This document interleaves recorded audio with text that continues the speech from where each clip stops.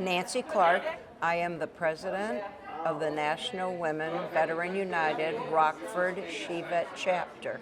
I served over 20 and a half years in the military, and I have seen many things have not changed. They give it a different name, and I think that we need to stand up and fight.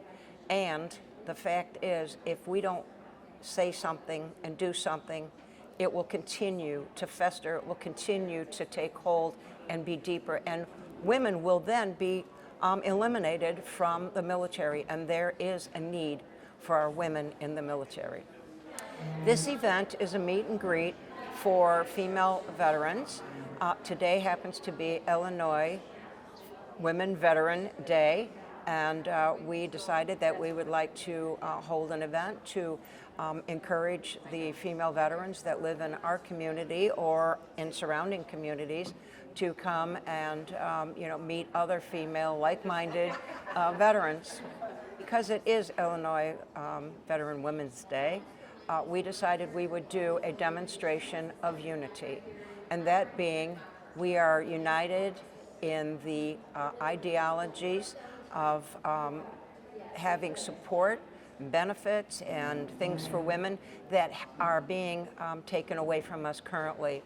I'm sorry to say, but the present administration has made some decisions about the veterans' affairs, and we have lost health care providers in Madison, where we are congressionally mandated to use that VA hospital.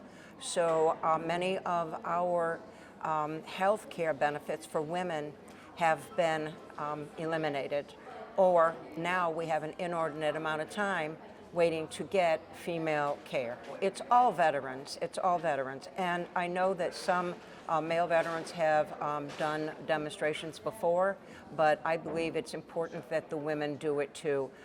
We have somewhat of a stronger voice, I believe, and because we are a small group within the military, it's easy for us to become very, very invisible, stay that way, and for them to try to keep us that way. And it was said that, there are people that do not like the fact that women are in combat.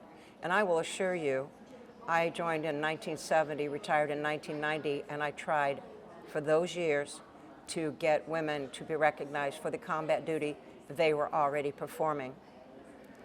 We need to start hiring physicians and not hiring residents. I know they're very important, they have to learn, but I think our quality of care would exponentially improve if we could hire more people to work in our hospitals that would give us the care that we need. So it's pretty recent, but we had just worked very hard in the last, I would say, 8 to 10 years to ensure that people who are our veterans who submit claims for compensation for combat duty, combat injuries, service-related conditions would be able to get their claims processed quickly.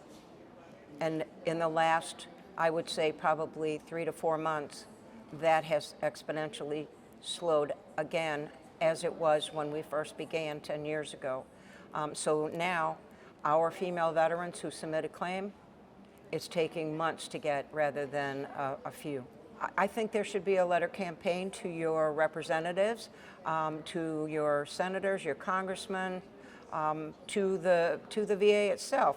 Someone needs to stand up and start making a lot of noise. And I will tell you, this group of female veterans hear us roar.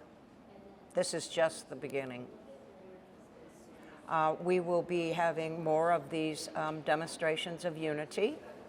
We will also be inviting the strong women of the community from the Rockford Women's Club, the Catholic League of Women, the Women's Voting League. We will be including them also because many of the decisions that are being made currently are affecting all women, my daughter included, and that cannot happen.